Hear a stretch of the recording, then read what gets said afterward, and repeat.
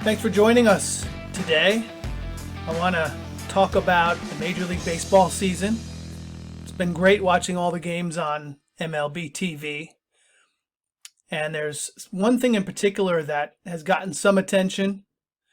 Although the Blue Jay team is kind of off to a slow start, I think they've got brighter days ahead. They've had so much adversity, not only with where they're playing, whether it be Florida, whether it might be Buffalo, playing a lot of road games so far, injuries, players going down with testing and virus-related issues. So they've had a lot of bad luck, I think. But the thing that I want to talk about today is something that has made news over the past couple months, and it ties a lot into what we talk about here on sportscastersclub.com. And what I'm talking about particularly is the fact that the Blue Jay broadcasts this year are just on a simulcast, the television simulcast. So in other words, they do not have their own radio broadcast, which in this day and age is quite unheard of. And I want to start with something that Howie Rose said, one of the great voices of the New York Mets in New York. And if you take a look at this article, this is from Larry Brown Sports, published a little while back in February. And this was after Howie Rose made the comment saying, "My goodness, that is nothing short of an absolute total disgrace. They should be embarrassed. Either you're major league or you're not. Utterly reprehensible.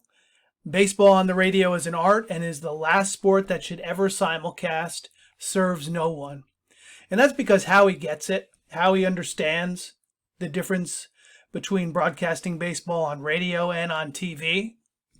And we spend a lot of time at sportscastersclub.com talking about that, and on the Sportscasters Club YouTube channel and on our podcast. We've talked about that a lot.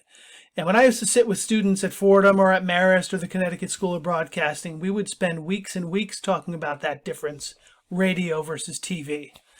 On television, you're there to complement the picture.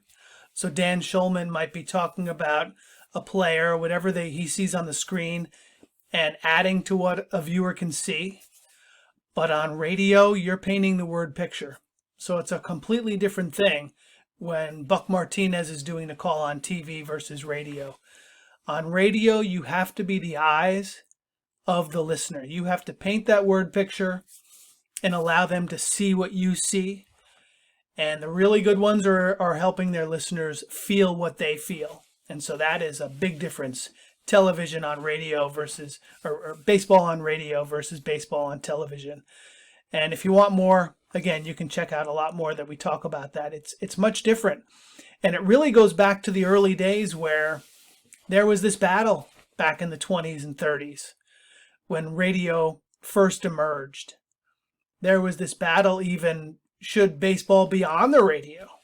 Because some teams didn't want it on the radio because they felt fans would tune into the game instead of coming to the game. I mean, in fact, if you check out one of the articles from Secrets of Sports Broadcasting, one of the stories talking about in 1934, the Yankees, Giants, and Brooklyn Dodgers all made a pact because they thought if you broadcast games on the radio, it was going to scare fans away. So they made a deal that they would all ban baseball on the radio until 1938. Really difficult to comprehend today.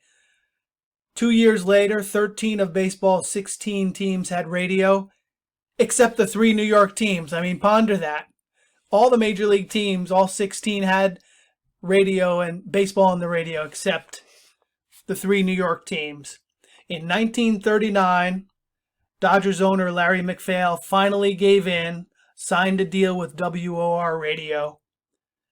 The Yankees and Giants were angered, but they soon succumbed to the pressure and signed radio deals as well.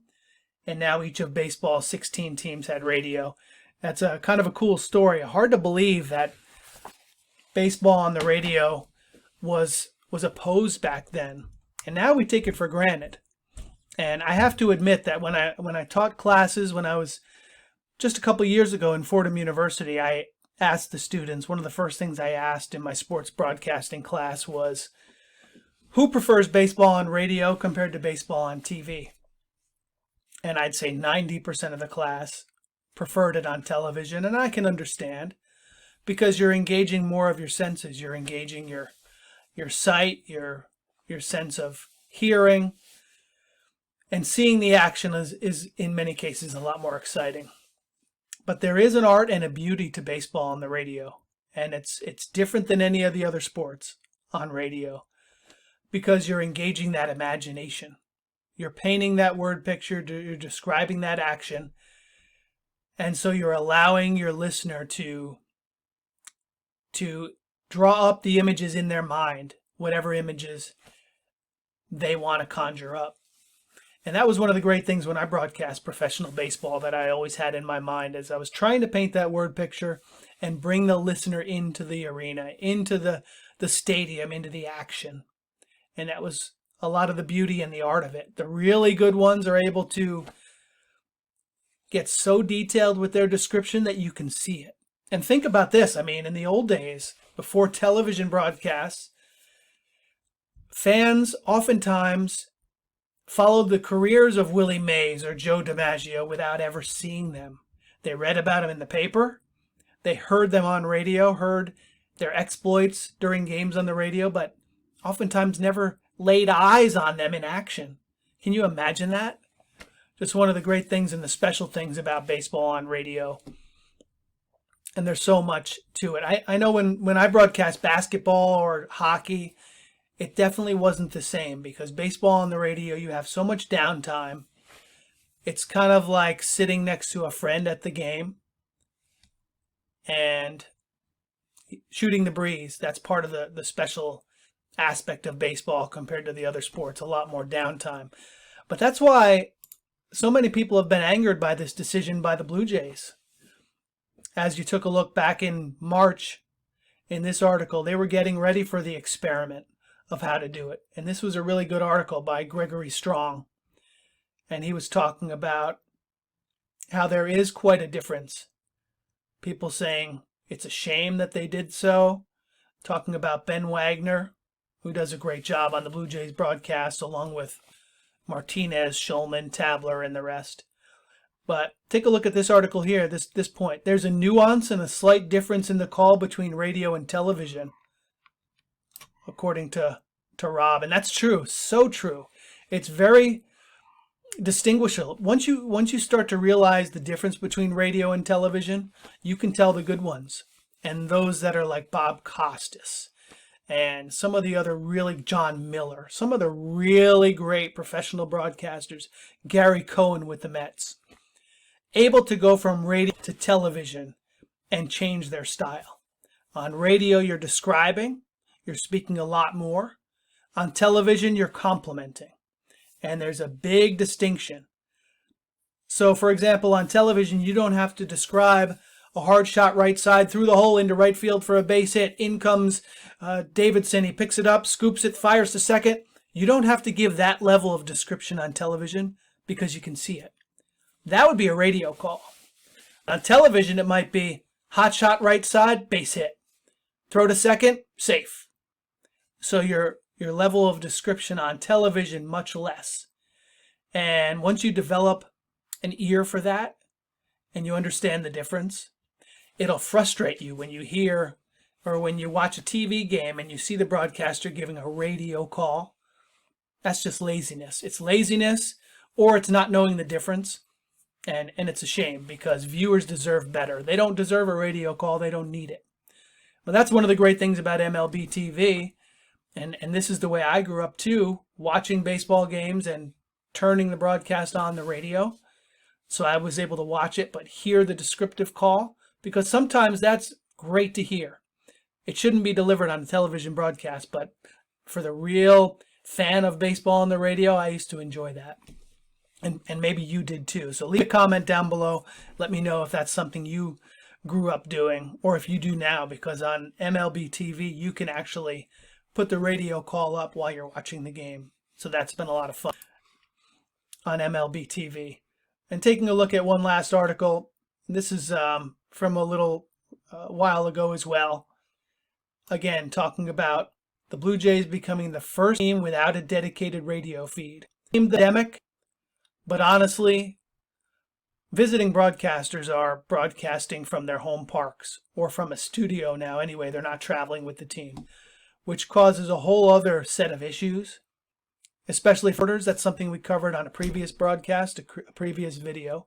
But the point is, broadcast your games. I mean, when I was in the minor leagues, I can remember some minor league general managers were still scared of it. And this is back in the 90s and in 2000. And it didn't make sense to me because I always felt that a radio broadcast was an advertisement for your team. If someone tuned in, heard your game on the radio, it had fun, it sounded exciting, much more chance they would come to the ballpark. Some general managers or owners don't view it that way even to this day. They feel like if someone can turn it on the radio, it's going to keep them away from it. I don't think that's true at all. I think it's a free market. It's not free, but it's a marketing mechanism for your team. It's a connection to the fan base. It just helps to build better relationships with your community and with your fan. So baseball on the radio is so special. And this article here talked a little bit about it. The Blue Jays have enough troubles as it is playing, and their manager, Charlie is a terrific baseball man, a terrific guy, and he's going to turn this team around. And this is a young team that's gotten off to a slow start, but he's the man for the job, and he's going to do a fantastic job. I have no doubt about that. But fans deserve to be able to hear it on the radio, so it's a shame they don't, shame they can't, and I think blaming it on the pandemic, I think is not fooling anyone. Let me know what you think. Let me know what your opinion is on the entire topic on the Blue Jays not having baseball on the radio and having the simulcast with their television broadcasts. Thanks for listening to this episode. Thanks for watching. Check us out at sportscastersclub.com. We've got a lot there. Sports broadcasting classes, all kinds of material. So check us out, and thanks for watching today.